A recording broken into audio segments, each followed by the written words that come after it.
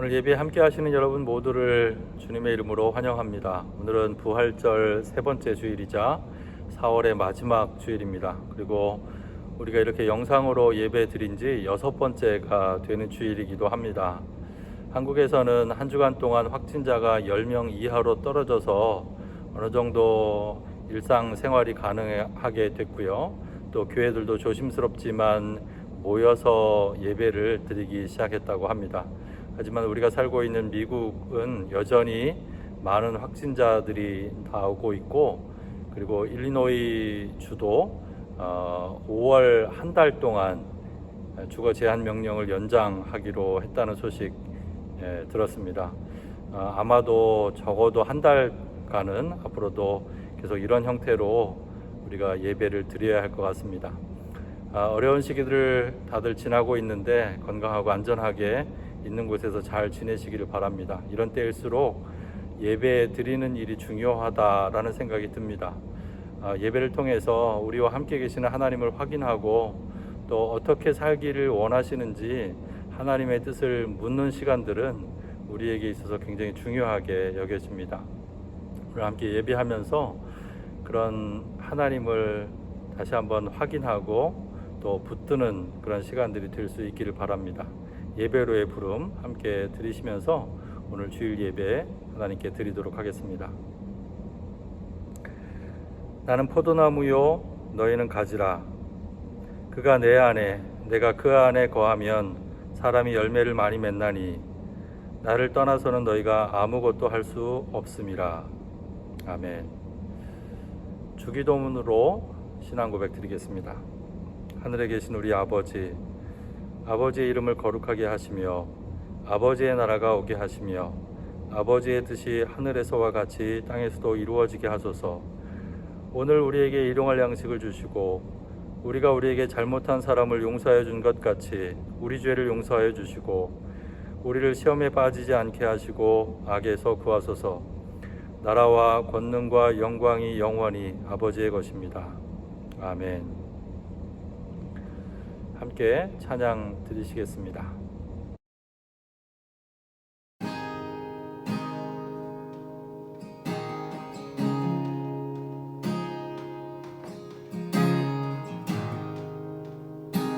다같이 찬양 드리겠습니다. 슬픈 마음 있는 사람 예수 이름 믿으며 영원토록 변함없는 기쁜 마음 얻으리. 한 번 더 찬양드리겠습니다. 슬픈 마음 있는 사람 예수 이름 믿으며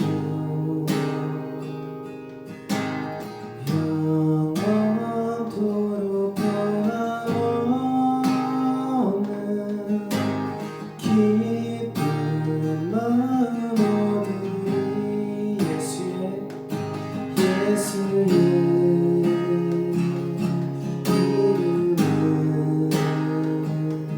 세상의 소망이여. 예수의 이름은 천국의 기쁨일세. 같이 2절로 찬양드리겠습니다. 거룩하신 주의 이름 너의 방패 삼아라. 환난 시험 당할 때 주께 기도드려라. 3절로 고백드리겠습니다. 존귀하신 주의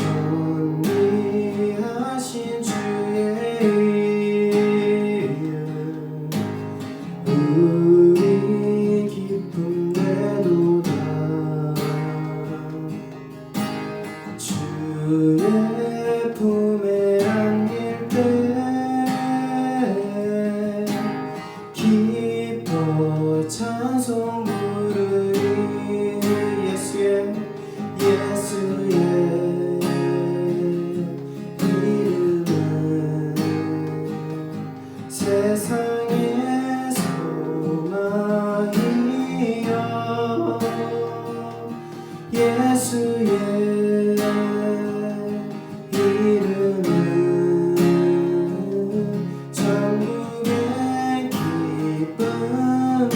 일세.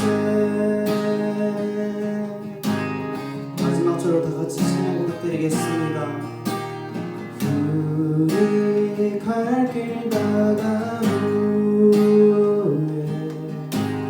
보좌 앞에 나가 남의 왕께 경배하며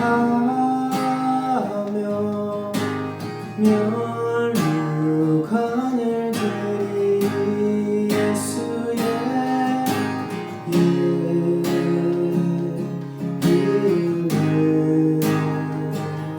세상의 소망이요 예수의 이름은 천국의 기쁨일세. 한 번 더 고백드리겠습니다. 예수의 이름은 세상의 소망이요 예수의 이름은 천국의 기쁨일세.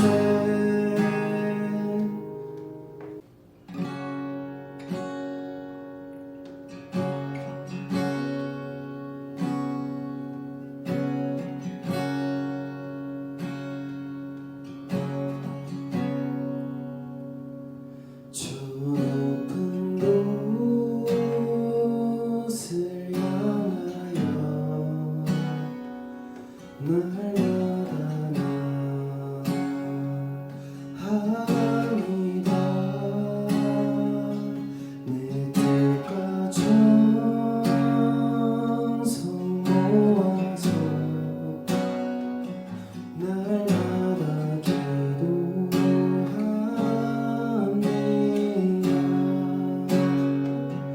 내 주여 내 맘 붙드사 그곳에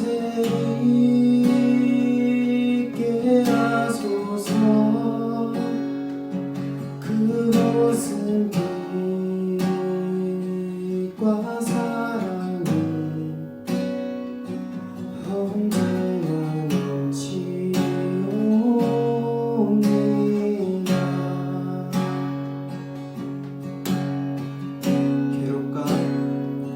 괴롭과 죄가 있는 곳 나비로 여기 살아도 빛나고 높은 저곳에 날마다 바라봅니다. 내 주여 내 맘 붙드사 그곳에 있게 하소서. 그곳은 빛과 사랑이 언제나 넘치옵니다. 아직 3절로 부탁드리겠습니다. 의심의 안개 거치고 근심의 구름 넘는 곳 기쁘고 참된 평화가 거기만 있사옵니다. 내 주여 내 맘 붙드사 그곳에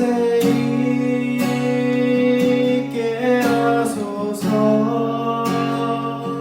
그곳은 빛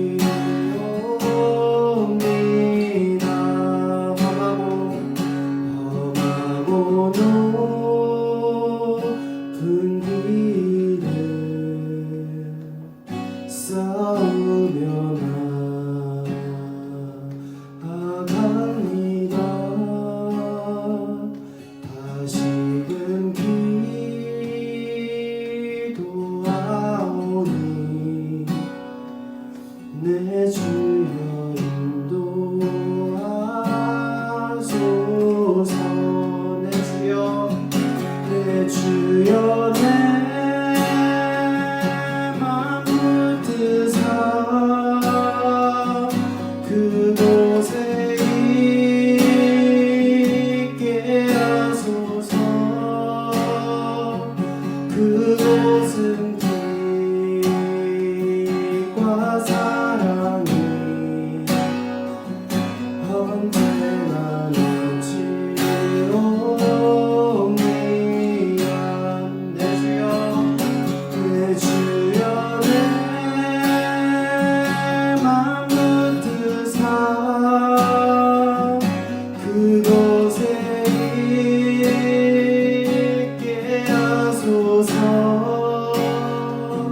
그곳은 빛과 사랑이 언제나 넘치옵니다. 마지막으로 찬양 드리겠습니다. 내 주여 내 맘 붙드사 그곳에 있게 하소서. 그곳은 빛과 사랑이 언제나 넘치옵니다.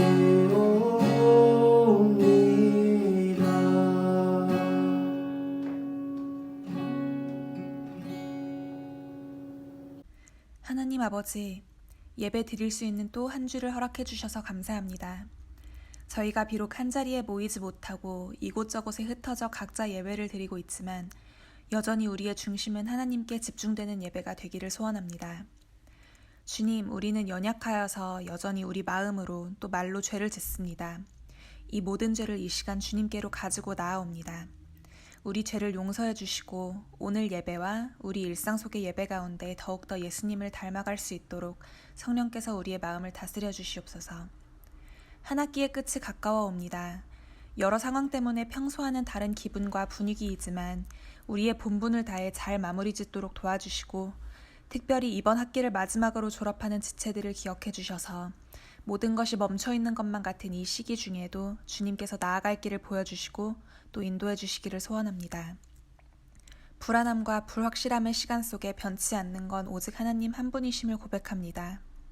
두려움이 아니라 평강을 주시는 주님, 또 치유하시는 하나님을 의지하며 우리 커뮤니티와 이웃들에게도 사랑과 책임감을 가지고 이 시기를 이겨내는 예수사랑 지체들 되도록 함께 해주세요.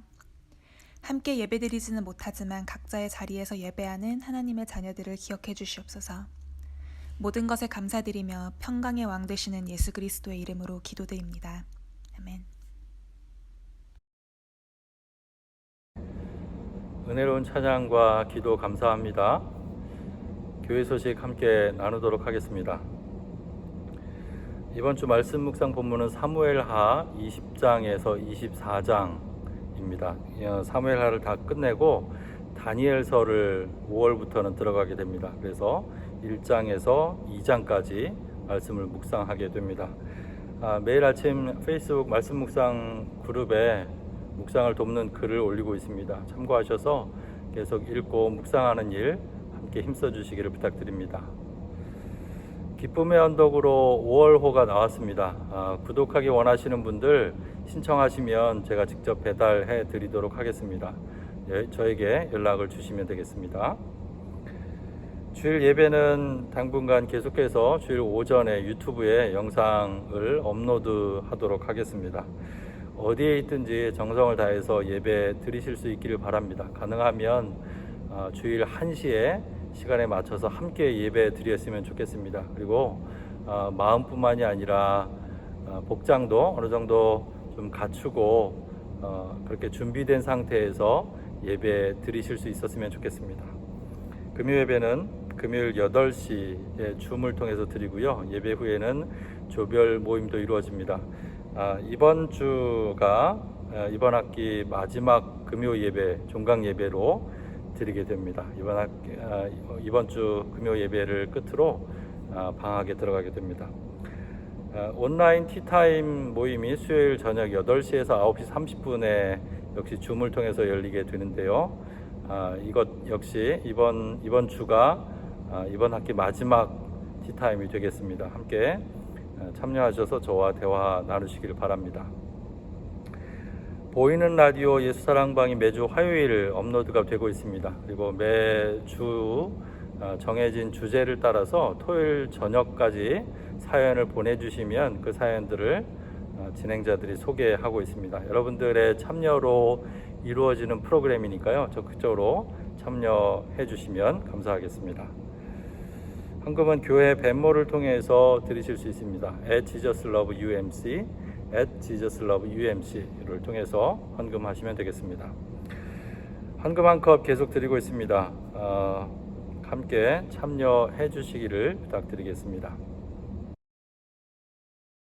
이제 오늘 우리에게 주시는 하나님의 말씀 함께 읽지요. 누가복음 24장 13절에서 35절까지 말씀입니다. 조금 긴데요.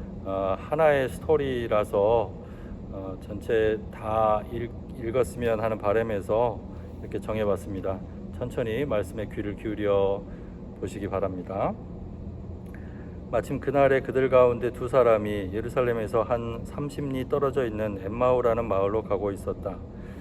그들은 일어난 이 모든 일을 서로 이야기하고 있었다. 그들이 이야기하며 토론하고 있는데 예수께서 가까이 가서 그들과 함께 걸으셨다. 그러나 그들은 눈이 가려져서 예수를 알아보지 못하였다. 예수께서 그들에게 물으셨다. 당신들이 걸으면서 서로 주고받는 이 말들은 무슨 이야기입니까? 그들은 침통한 표정을 지으며 걸음을 멈추었다. 그때 그들 가운데 하나인 글로바라는 사람이 예수께 말하였다. 예루살렘에 머물러 있었으면서 이 며칠 동안에 거기에서 일어난 일을 당신 혼자만 모른단 말입니까? 예수께서 그들에게 물으셨다. 무슨 일입니까? 그들이 그에게 말하였다. 나사렛 예수에 관한 일입니다. 그는 하나님과 모든 백성 앞에서 행동과 말씀에 힘이 있는 예언자였습니다. 그런데 우리의 대제사장들과 지도자들이 그를 넘겨주어서 사형 선고를 받게 하고 십자가에 못 박아 죽였습니다. 우리는 그분이야말로 이스라엘을 구원하실 분이라는 것을 알고서 그분에게 소망을 걸고 있었던 것입니다. 그뿐만 아니라 그런 일이 있은 지 벌써 사흘이 되었는데 우리 가운데 몇몇 여자가 우리를 놀라게 하였습니다. 그들은 새벽에 무덤에 갔다가 그의 시신을 찾지 못하고 돌아와서 하는 말이 천사들의 환상을 보았다는 것입니다. 천사들이 예수가 살아계신다고 말했다는 것입니다. 그래서 우리와 함께 있던 몇 사람이 무덤으로 가서 보니 그 여자들이 말한 대로였고 그분은 보지 못하였습니다. 예수께서는 그들에게 말씀하셨다. 어리석은 사람들입니다. 예언자들이 말한 모든 것을 믿는 마음이 그렇게도 무디니 말입니다. 그리스도가 마땅히 이런 고난을 겪고서 자기 영광에 들어가야 하지 않겠습니까? 그리고 예수께서는 모세와 모든 예언자에서부터 시작하여 성경 전체에서 자기에 관하여 써놓은 일을 그들에게 설명하여 주셨다. 그 두 길소는 자기들이 가려고 하는 마을에 가까이 이르렀다. 그런데 예수께서는 더 멀리 가는 척 하셨다. 그러자 그들은 예수를 만류하여 말하였다. 저녁 때가 되고 날이 이미 저물었으니 우리 집에 묵으십시오. 예수께서 그들의 집에 묵으려고 들어가셨다. 그리고 그들과 함께 음식을 잡수시려고 앉으셨을 때에 예수께서 빵을 들어서 축복하시고 떼어서 그들에게 주셨다. 그제서야 그들의 눈이 열려서 예수를 알아보았다. 그러나 한순간에 예수께서는 그들에게서 사라지셨다. 그들은 서로 말하였다. 길에서 그분이 우리에게 말씀하시고 성경을 풀이하여 주실 때 우리의 마음이 우리 속에서 뜨거워지지 않았습니까? 그들이 곧바로 일어나서 예루살렘에 돌아와서 보니 11 제자와 또 그들과 함께 있던 사람들이 모여 있었고 모두들 주님께서 확실히 살아나시고 시몬에게 나타나셨다 하고 말하고 있었다. 그래서 그 두 사람도 길에서 겪은 일과 빵을 떼실 때 비로소 그를 알아보게 된 일을 이야기하였다. 오늘 우리에게 주시는 하나님의 말씀입니다. 오늘 본문은 예수님의 부활 후에 일어난 이야기 중에 하나입니다. 아름다운 이야기가 아주 길게 서술되어 있지요. 개인적으로 제가 성경에서 가장 좋아하는 이야기 중에 하나이기도 합니다. 부활절부터 부활에 대해서 2주간 설교를 해왔는데요. 여전히 부활에 대해서 잘 모르겠다 혹은 잘 믿지 못하겠다 싶은 분들도 분명히 계실 겁니다. 그것은 부활이 우리의 일반적인 이해를 뛰어넘는 사건이기 때문이죠. 그러나 아마도 부활을 직접 경험하지 못한 초대 교회 교인들도 마찬가지였을 겁니다. 누가는 그런 사람들을 생각해서 이 이야기를 썼을지도 모르겠습니다. 이 길고 아름다운 이야기는 우리에게 어떻게 부활을 이해하고 경험할 수 있는지를 알려주고 있습니다.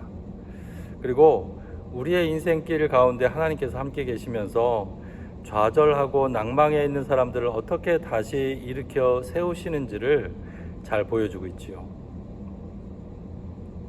엠마오로 가는 길 위에 두 제자가 있습니다. 엠마오는 예루살렘에서 서쪽으로 11km 정도 떨어진 마을이었습니다. 이들이 왜 엠마오로 가고 있는지에 대해서는 알 수가 없습니다. 집으로 돌아가는 것인지, 거기서 새로 정착해서 어떤 일을 시작하려고 하는 것인지, 아니면 예루살렘에서 겪었던 끔찍한 일들로부터 도망치고 싶었던 것인지 알 수가 없습니다. 이들은 예루살렘에서 일어났던 이야기들을 나누면서 엠마오를 향해서 걷고 있습니다. 어깨는 축 처져 있었고 얼굴은 어두워 보였습니다. 주고받는 목소리에는 힘이 없었습니다. 예루살렘에서 일어났던 일들은 당연히 예수님에 관한 일들이지요. 이들이 생각하기에 예수님은 그렇게 쉽게 죽을 분이 아니셨습니다. 어느 누구 앞에서나 말씀과 행동에 힘이 있는 진짜 예언자 같아 보였습니다. 제자들은 예수님이야말로 이스라엘을 구원하실 분이라고 생각하면서 그분께 소망을 걸고 3년간이나 따라다녔습니다. 그런데 그 예수님이 허망하게 십자가에서 죽임을 당하신 겁니다. 거기다 며칠 후에는 무덤을 보고 온 몇몇 여자들이 예수님의 시신이 보이지 않는다고 하면서 혼란은 더 커졌습니다. 두 제자들이 엠마오로 가는 길 위에서 나눈 이야기들은 그렇게 자신들이 예수님께 희망을 걸고 새로운 시대를 꿈꿨던 일들, 예수님과 함께 지냈던 행복하면서도 고생스러웠던 일들, 예수님께서 수모와 고통 속에 십자가에 돌아가신 일, 그런 예수님을 버리고 목숨을 부지하기 위해서 도망쳤던 일들, 그리고 무덤이 비었다는 이상하고도 혼란스러운 그런 이야기들이었습니다. 이런 이야기들을 회상하다 보니까 표정은 더 침울해졌고 걸음은 무거워졌습니다. 바로 그때 예수님께서 두 제자에게 나타나십니다. 두 사람이 이야기를 나누고 있을 때 가까이 오셔서 함께 걷기 시작하시죠. 그리고 슬그머니 대화에 끼어드십니다. 재미있는 건 제자들이 예수님을 알아보지 못했다는 겁니다. 누가는 제자들의 눈이 가려져서 예수님을 알아보지 못했다라고 설명하고 있습니다. 예수님은 이들이 무슨 이야기를 나눴는지 아셨지만은 모른 척하면서 어떤 이야기를 하고 있느냐 물으십니다. 두 제자가 예수님에 관한 일이라고 말해주죠.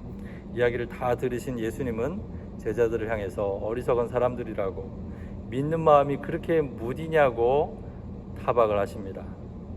그리고는 성경 전체에서 자신에 관해 써놓은 일들을 들어 설명하기 시작하십니다. 모세부터 시작해서 모든 예언자가 한 말들을 훑었을 테니까 꽤 긴 시간을 설명하셨을 겁니다.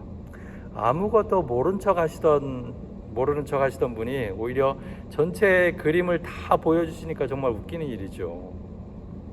더 웃긴 장면은 그 다음에 나옵니다. 그렇게 한참을 이야기 나누다가 이제 제자들이 가려는 마을에 도착합니다. 여기서 예수님은 그 마을을 지나서 더 멀리 가시려는 척 하십니다. 제자들이 날도 이미 어두워졌으니까 집에서 묵고 가시라고 만류를 하죠. 그러니까 그제서야 못 이기는 척하고 따라서 들어가십니다. 사실 예수님의 목적은 이 제자들을 만나는 데 있으셨죠. 그런데 이렇게 아닌 척하고 있는 겁니다. 이런 모습이 좀 재미있기도 하고요. 또 제자들을 향한 예수님의 따뜻하고도 인격적인 면을 느끼게도 합니다. 제자들과 예수님은 앉아서 함께 음식을 잡수십니다. 예수님께서 빵을 들어서 축복하시고 떼어 제자들에게 주십니다. 바로 이때 제자들이 예수님을 알아보죠. 빵을 들어서 축복하시고 떼어 주시는 건 언제 있었던 일일까요? 예수님께서 잡히시기 전날 밤 제자들과 마지막 만찬을 나눌 때 있었던 일이죠. 그러니 제자들이 이 모습을 보고 알아보지 못할 수가 없었던 겁니다. 엠마오로 가는 길 위에 나타나신 예수님은 하나님께서 우리와 동행하시는 분이라는 사실을 잘 보여줍니다. 그분은 먼저 우리를 찾아오시죠. 눈치채지 못하는 사이에 슬쩍 우리 인생길에 끼어드십니다. 그리고 우리와 함께 걸어가십니다. 우리가 말을 걸기보다 주로 그분께서 먼저 말을 걸어오실 때가 많죠. 때로는 우리가 고민하는 일이 무엇인지 모르는 척 하시는 것만 같을 때도 있습니다. 때로는 우리가 가고 싶어하는 길에 별로 관심이 없는 것 같아 보일 때도 있습니다. 하지만 사실은 우리가 그렇게 느낄 때조차도 하나님은 우리 곁에서 함께 걷고 계십니다. 우리가 그분을 오해할 때도 외면할 때도 인내하시면서 기다려 주시고 또 잘 모를 때는 알아듣게 설명해 주기도 하십니다. 무엇보다 엠마오로 가는 길 위에 나타나셨다는 사실이 커다란 위안이 됩니다. 주님은 우리가 하나님의 뜻대로 아주 잘 살아갈 때만 찾아오시는 게 아닙니다. 오히려 실패한 자리, 낙심하고 쓰러진 자리에 나타나셔서 우리를 보듬어 주시죠. 다시 이렇게 세우셔서 당신의 꿈을 이루면서 살아가도록 하십니다. 은혜는 어떤 극적인 순간에만 발견되는 게 아닙니다.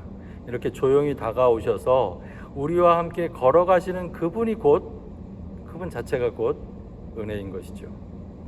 은혜로우신 그분은 그럴듯한 순간에 나타나시는 대신에 전혀 예상하지 못한 곳에서 우리를 만나 주십니다. 삶의 비루한 순간에 찾아오셔서 함께 걸으시고 깨우쳐 주시고 다시 힘을 북돋아 주셔서 가야 할 길을 가도록 우리를 이끌어 주십니다.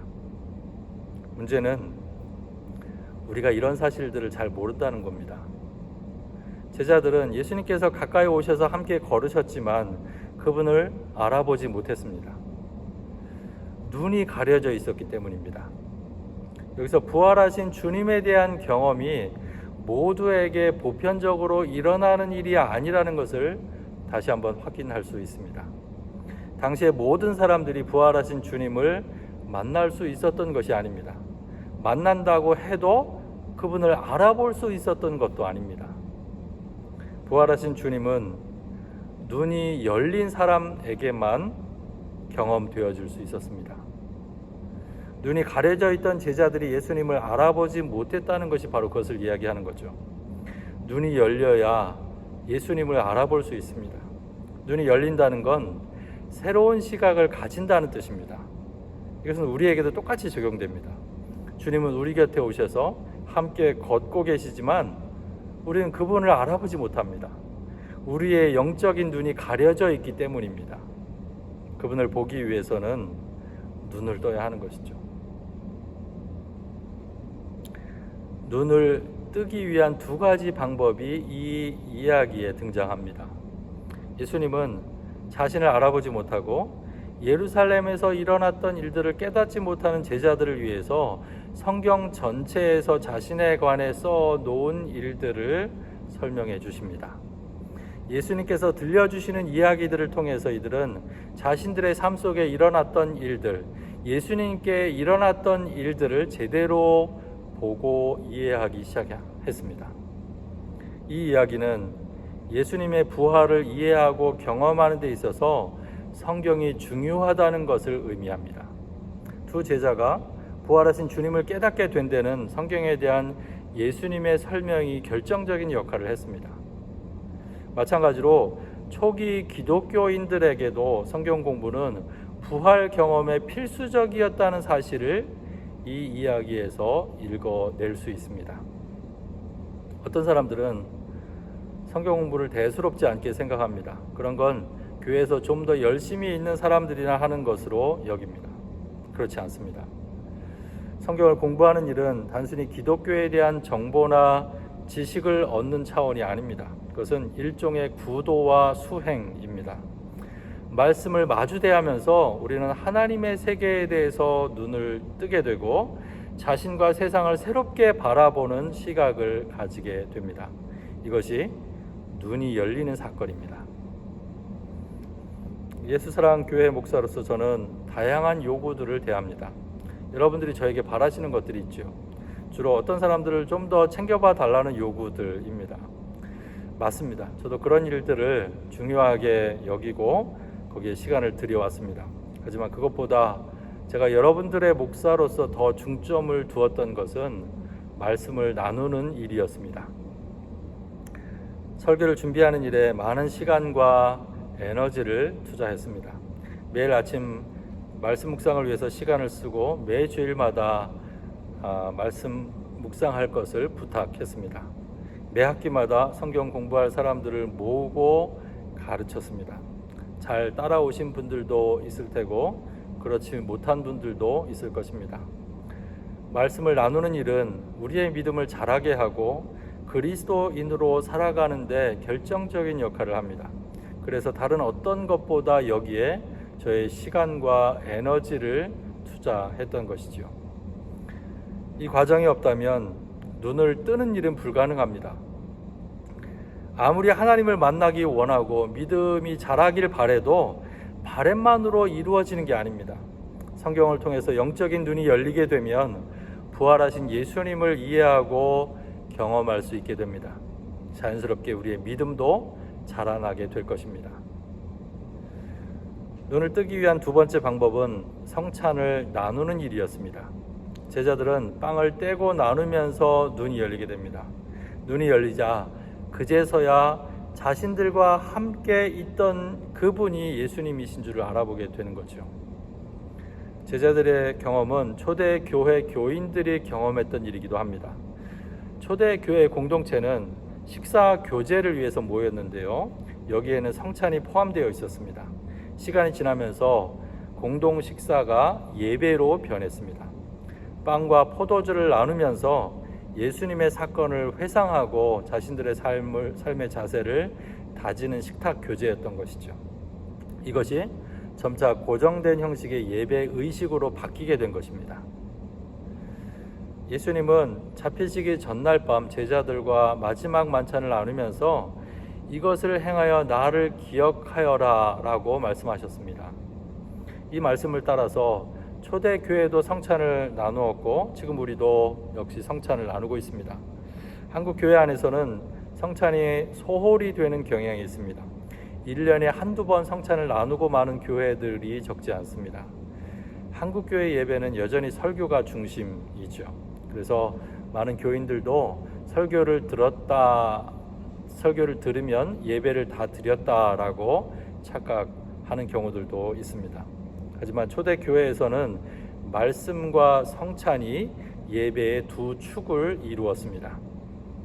성찬을 통해서 우리는 예수님의 삶, 고난과 죽음, 부활의 의미를 이해하고 경험하게 됩니다. 경험할 뿐만이 아니라 예수님께서 가셨던 그 길에 동참하게 됩니다. 성찬은 기독교 신앙의 의미를 총체적으로 몸을 통해 구현하는 행위입니다. 성찬에 마음을 다해서 참여할 때 우리는 눈에 보이는 세상 너머의 세상에 눈을 뜨게 됩니다. 성찬을 나누는 일에서부터 하나님 나라의 사역에 동참하게 되는 것이고요. 그 나라를 살아갈 믿음과 용기를 얻게 되는 것이죠.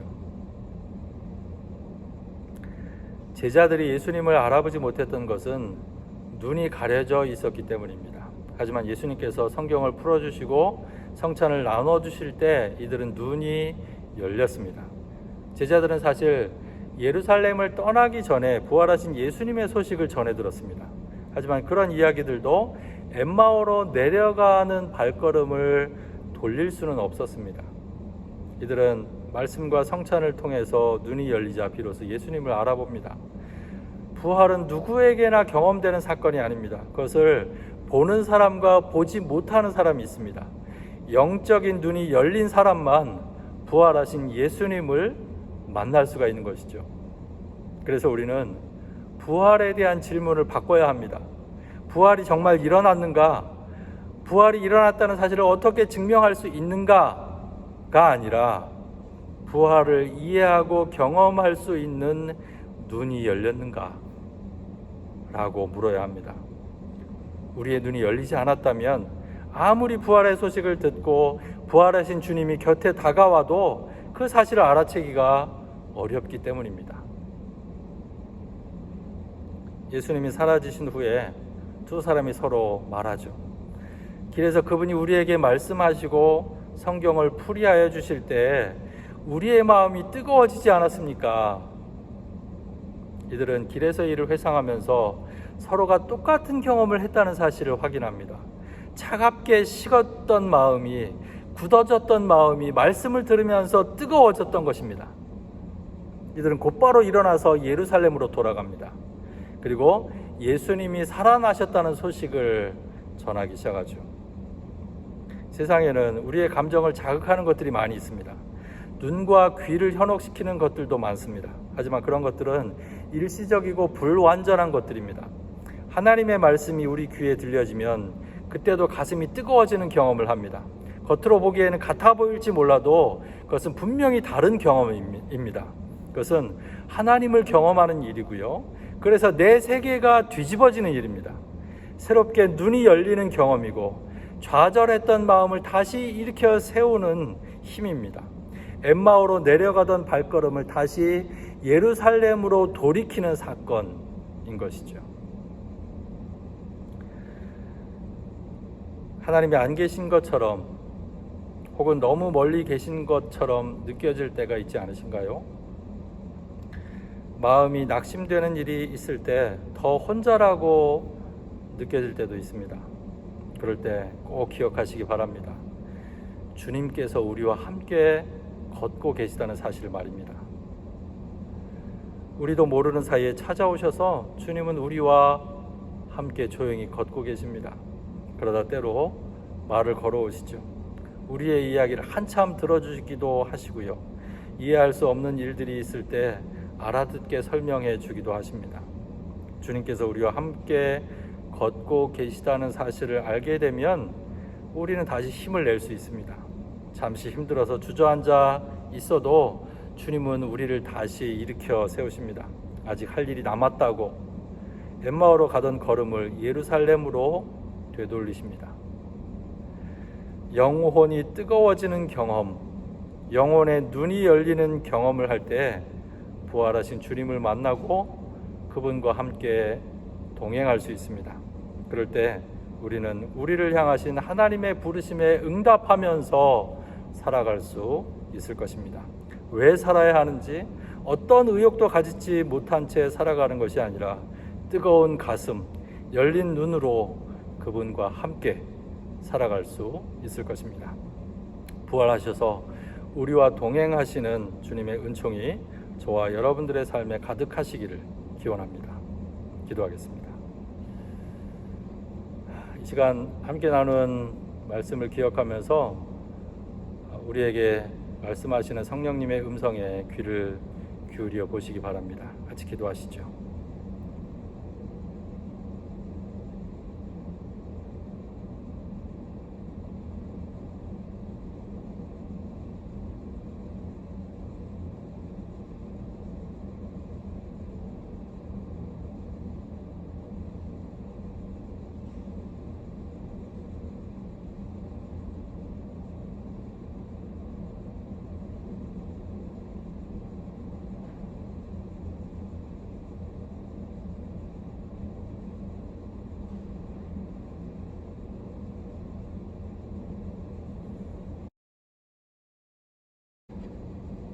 주님, 우리의 눈을 뜨게 해주십시오. 그래서 이미 우리 곁에 오셔서 함께 동행하고 계시는 주님과 우리도 동행할 수 있기를 원합니다. 때로는 우리에게 말 걸어오시고 또 때로는 우리의 이야기에 귀를 기울여 주시기도 하시고 우리가 어렵고 낭망에 쓰러져 있을 때 우리를 다시 일으켜 세워주시는 그 주님과 함께 우리도 살아갈 수 있도록 인도하여 주시옵소서. 이 시간 드린 예물을 봉헌합니다. 우리에게 있는 모든 것이 주님의 것임을 고백하게 하시고 또 하나님과 우리 이웃들과 나누기에 늘 아까워하지 않도록 저희에게 믿음을 허락하여 주시옵소서. 물질의 복을 더해 주시고 그 물질을 사용하는 데 있어서도 복된 삶이 되도록 우리 모두를 축복하여 주십시오. 여전히 코로나 바이러스로 인해서 어려운 삶을 우리 모두가 함께 살아가고 있습니다. 주님, 우리가 회개해야 할 것들이 있다면 하나님 앞에 우리 자신들을 돌아보고 온전히 회개할 수 있기를 원합니다. 그래서 이전과 같은 삶이 아니라 새로운 하나님께서 원하시는 삶을 살아갈 수 있도록 저희를 일깨워 주시옵소서. 그러나 주님, 정말로 어려운 사람들이 참 많이 있습니다. 생명의 위협을 받고 생계 위협 앞에 두려워 떨고 있는 사람들이 있습니다. 주님, 그들을 위로하시고 찾아가 주셔서 필요한 것들을 채우시는 은혜를 내려주시기를 원합니다. 최전선에서 바이러스와 싸우고 있는 이들을 주님 격려해 주시고 더욱 힘을 허락해 주시기를 기도합니다. 모두가 함께 힘을 모아서 이 어려움들을 잘 극복해 낼 수 있도록 인도하여 주시옵소서. 각처에 흩어져 있는 예수사랑 교우들도 한 사람 한 사람 주님께서 붙들어 주시옵소서. 공부할 때 지혜를 더해 주시고 남은 학기의 과정도 하나님께서 함께 하여 주셔서 잘 마무리할 수 있도록 인도하여 주시옵소서. 여전히 진로를 찾으며 기도하는 이들을 주님께서 가장 좋은 길로 이끌어 주시기를 기도합니다. 건강의 어려움 가운데 있는 이들 주님께서 붙들어 주시고 속히 치료해 주시기를 간구합니다. 어떤 어려움들, 우리가 알지 못하는 어려움 속에서 기도하며 구하고 있는 이들이 있다면 주님 찾아가 주셔서 위로해 주시고 그 문제 가운데 하나님의 역사를 볼 수 있도록 도와주시옵소서. 한 주간 하나님의 은총에 잇대어 살아가는 모든 교우들이 되도록 인도해 주시옵소서. 우리 주 예수 그리스도의 은혜와 하나님 아버지의 사랑하심과 성령님의 동행하심이 눈을 뜨고 우리와 동행하시는 그 하나님과 우리도 동행할 수 있기를 다짐하는 당신의 사랑하는 자녀들 위해, 예수 사랑 교회 위에, 코로나 바이러스와 싸우고 있는 모든 어려운 사람들 위해 이제로부터 영원토록 함께 하시기를 간절히 축원하옵나이다. 아멘.